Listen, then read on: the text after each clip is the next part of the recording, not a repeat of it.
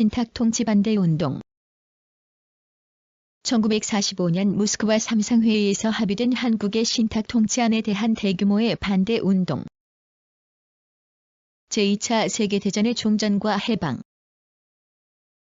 제2차 세계대전이 종전된 후 세계 질서는 미국과 소련이 양분하는 형태로 변화해 나갔다.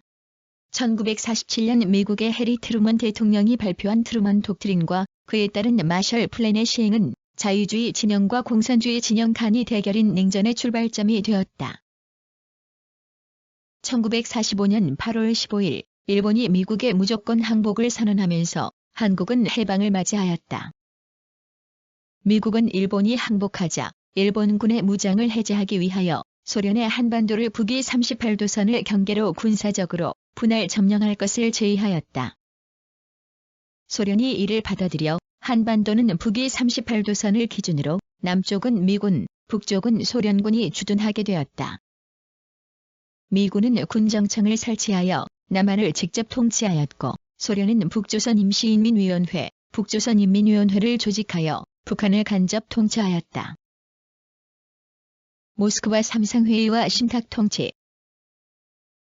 1945년 12월 16일 제2차 세계대전의 전후 처리 문제를 논의하기 위하여 미국, 영국, 소련의 외무장관이 모스크바에 모였다. 모스크바 삼상회의에서는 이탈리아, 루마니아, 헝가리 등과의 평화조약 체결, 극동위원회와 한국, 중국, 일본에 관한 연합국 협의회 설치, 원자력 통제를 위한 기구 설립 문제 등이 논의되었다. 특히 한국에 관한 문제에서 미국은 신탁 통치를, 소련은 임시정부 수립을 우선하고 신탁 통치 기간은 최소로 할 것을 제안하여 견해차를 보였다. 양국은 협의를 통하여 소련의 제안을 토대로 한 절충안을 도출하였다. 이에 따라 일한국의 민주임시정부 수립, 이한국의 임시정부 수립 및 제반 현안을 논의하는 미소공동위원회를 개최하며 미소공동위원회는 이를 한국의 정당, 사회단체와 협의, 3만국 임시정부와 협의 후 미국, 소련, 영국, 중국 4개국 공동의 최대 5년의 신탁 통치 실시가 합의되었다. 신탁 통치에 대한 오보. 모스크바 삼상회의에서 합의된 한국에 관한 사항은 1945년 12월 28일 정오에 공식 발표되었다.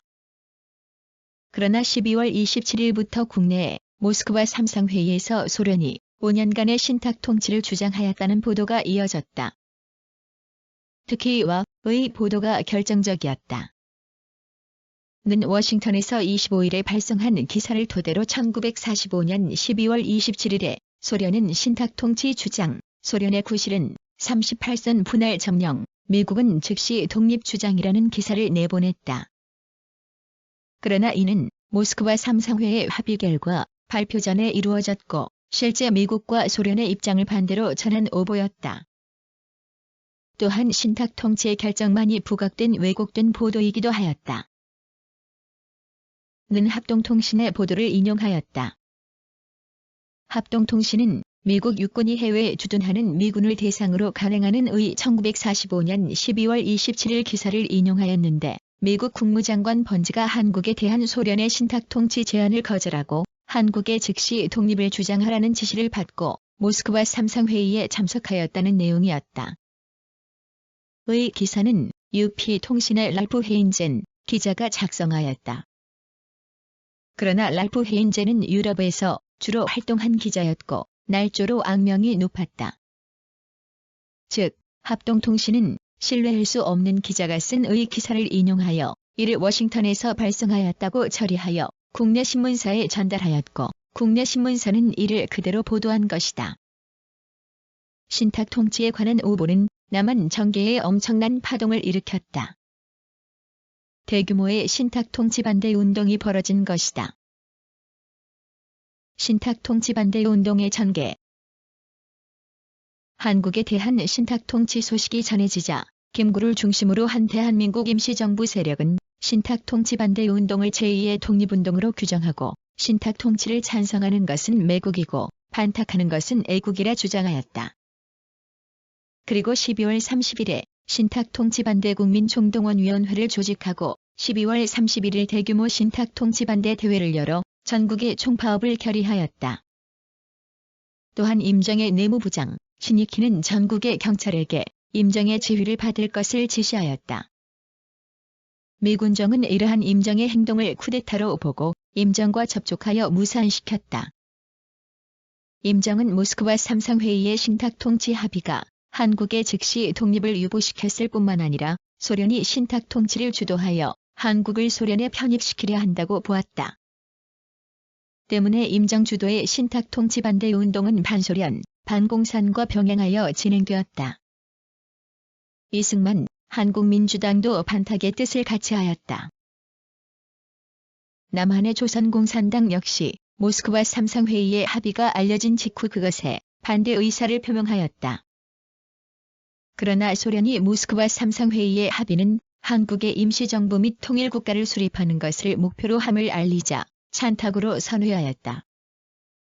조선공산당을 비롯한 남한의 좌익은 모스크바 삼상회의 합의에서 명시한 임시정부의 수립을 지지하였고 신탁통치는 후원과 같은 개념으로 수용하였다. 김규식 등의 중도 우파 및 여운형 등의 중도 좌파는 모스크바 삼상회의의 결과에 따라 먼저 임시정부를 수립하고 이후에 신탁통치에 반대할 것을 주장하였다. 대중은 찬탁보다는 반탁을 지지하였다. 신탁통치 반대 운동은 점차 격화되어 갔고 남한의 반소련, 반공산은 심화되었다. 좌익에 비해 대중 기반의 열세에 놓였던 우익은 신탁통치 반대 운동을 통해 정계의 주도권을 장악해 나갔다. 미군정은 자국이 모스크바 삼상회의 합의의 당사자임에도 격화되어가는 신탁통치 반대 운동을 묵인하였다. 신탁통치 반대 운동에 따른 친미국적 우파의 득세와 소련과 연결된 좌익의 약화를 도모한 것이다.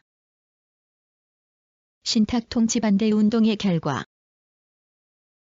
남한의 대규모의 반탁, 반소, 반공 운동이 전개되자 1946년 1월 22일 소련은 타스 통신을 통해 미군정이 모스크바 삼상회의의 합의를 반대하는 세력을 지원하고 있다는 기사를 보도하였다.